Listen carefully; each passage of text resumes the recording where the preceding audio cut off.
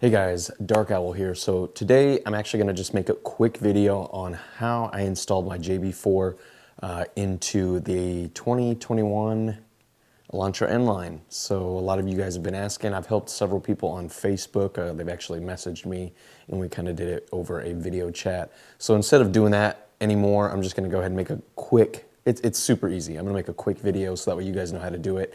And I know somebody else asked, what does it actually do? So we'll get into that as well. But let's go ahead and get the car in here, and then we're just going to talk about how to quickly install it, because it's super simple, guys. It's really easy. So yeah, let's go ahead and pull the car in, and then we will get started.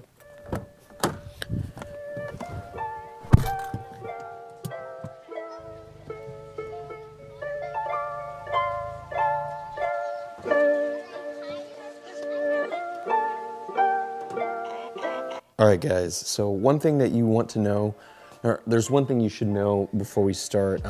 If you do plan on buying a JB4 for the Elantra N-Line, just know that there is an app that is available for iOS and Android that you do have to purchase. It's $30, but in my opinion, it's well worth it. If you're gonna spend the money on the JB4 anyway, you might as well just spend the money on the app. I feel like more serious tuners or just, you know, performance-oriented guys who love their cars and want to know what's going on under the hood, if you will. It'll tell you everything that you need to know, and you can data log, you can save those logs, and gives you a lot of good information. So that leads me to the other thing. Somebody had asked, what does the JB4 do? So basically with our cars, it's a piggyback.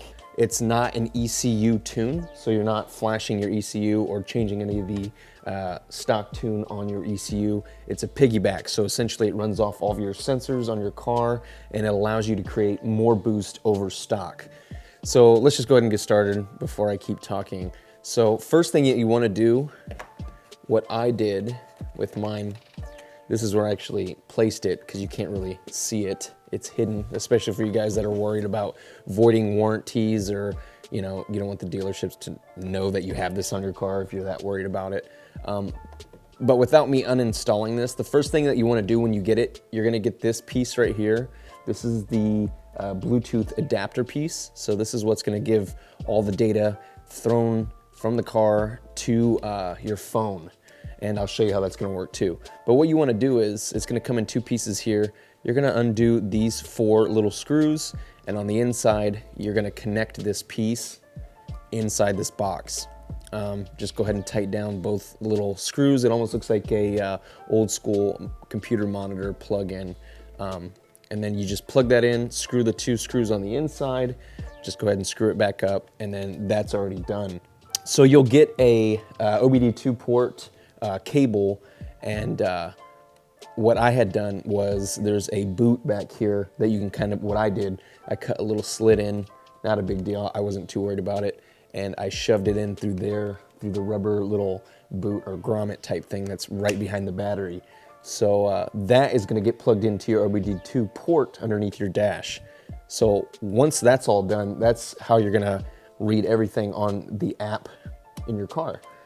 So let's go ahead and just start over here, and I will show you what pieces are going to be plugged in. You will have a couple of cords that you will not use. A lot of people ask me, well, what do I do with these?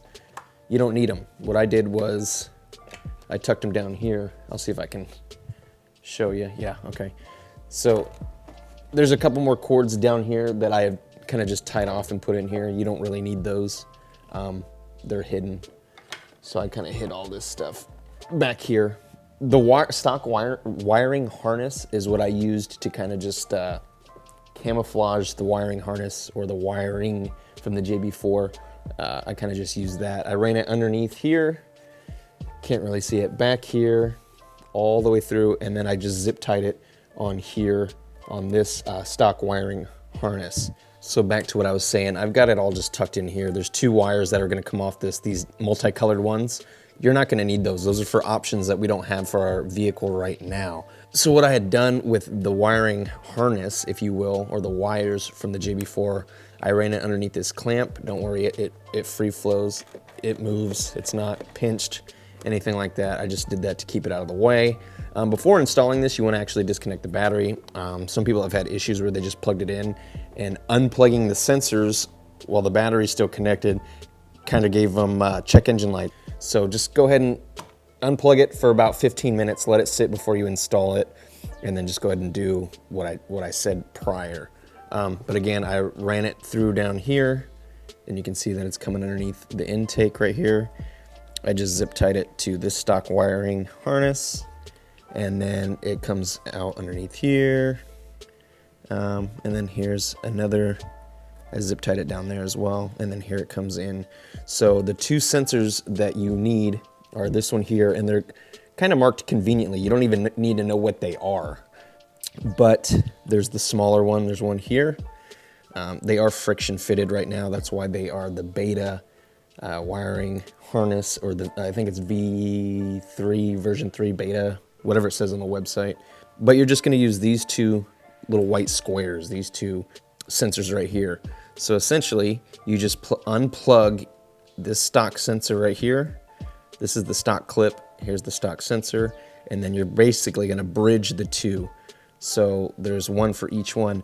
These white dots, you wanna make sure they're pointing up. They basically are telling you where these connectors are. If it's flipped the other way, it's gonna screw it all up. It's not correct. So always make sure the white dot is pointing where the clip is or was from the stock connector. So obviously this would have plugged in on top and clicked in right here. So these white dots are gonna kind of just signify and let you know how to plug them in. So this one is going to be your 3-pin. So look for your 3-pin female, which will go right here. And then the stock plug that you just unplugged from the stock connector, you want to find your 3-pin male, and that's gonna go into the stock, if I can get it one-handed, stock 3-pin female connector right there. So it's friction fitted. Mine hasn't come out. I haven't had any problems. But that's the first one. This is your 3-pin right here, and you want to just basically bridge the two. Easiest way to remember, or when just doing this sensor over here to the right is going to be, what is it, the 2 black and 1 brown. So you're just basically bridging it. Same thing over here. This is going to be your multicolored connection right here. So this is actually turned around. The clip is on the back and the white dot is on the back. It's just how I zip tied it. Follow your boost line. This is actually your boost line that goes all the way down to the blow-off valve, which you can't really see. But again, this is going to be your 4-pin right here, female 4. So again, just unplug the clip from the stock sensor here, plug in your 4-pin female into the stock 4-pin male. So remember, white dot needs to face where this stock clip would normally clip.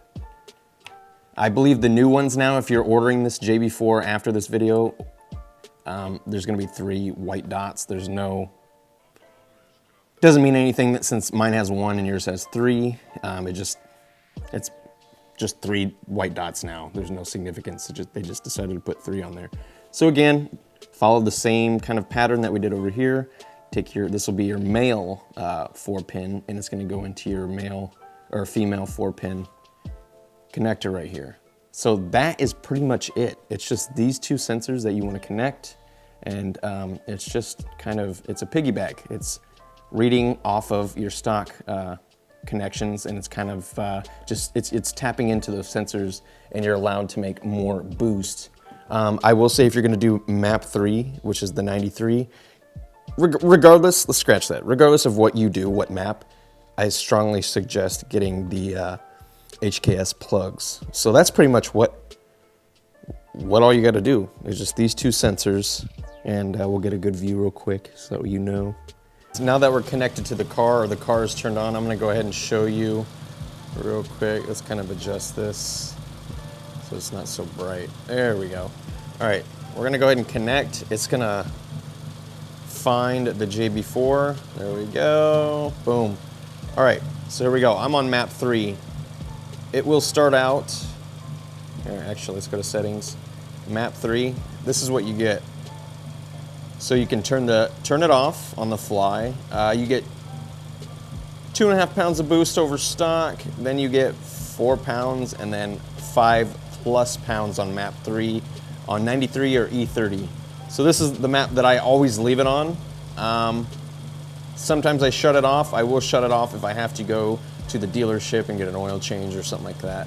And then there's map 6 custom tuning. But again, this is all we get right now on ours. There's not a whole lot we can do with ours. There's a whole lot of stuff you can do. Let's go ahead and shut it off, see how quick that was. It will say map 3 still, but if you go to your gauges, you're on map 0. So when you go back, it will say map 0. You chose. It's reading the right one. So again, you can go through and change all of these to whatever you want. I haven't really messed with them. I'll probably have to go back and mess with it since I did kind of mess with them to show you guys what they do. You can clear codes if you really wanted to. You can search codes, clear codes. Here's all of my logs. So it will automatically data log. So if you want, you can look at it in a graph form, and you can zoom in and look at the graph, and it's going to show you down here what each one is. You can view it in a spreadsheet form, which is really cool. Can't open file. Oh yeah, okay, well, that's unfortunate. Anyway, it does do it. I'm not connected to the internet right now. Yeah, so not a big deal. But again, it saves all of these logs. So if you want to send this log to somebody, you know, kind of get a custom tune going if possible, which would probably be through burgertuning.com anyway. Burger Tuning is going to be the one that sends you the device and where you buy this from. So super simple, guys. That's pretty much it. Super easy. If you have any questions, guys, leave a comment below or message me on our Facebook group, the Elantra N-Line gang. I'll put a link in the description if you want to join that. And yeah, guys, you know what to do. Stay safe, drive safe, ride safe, and I'll see you guys in the next video. Peace.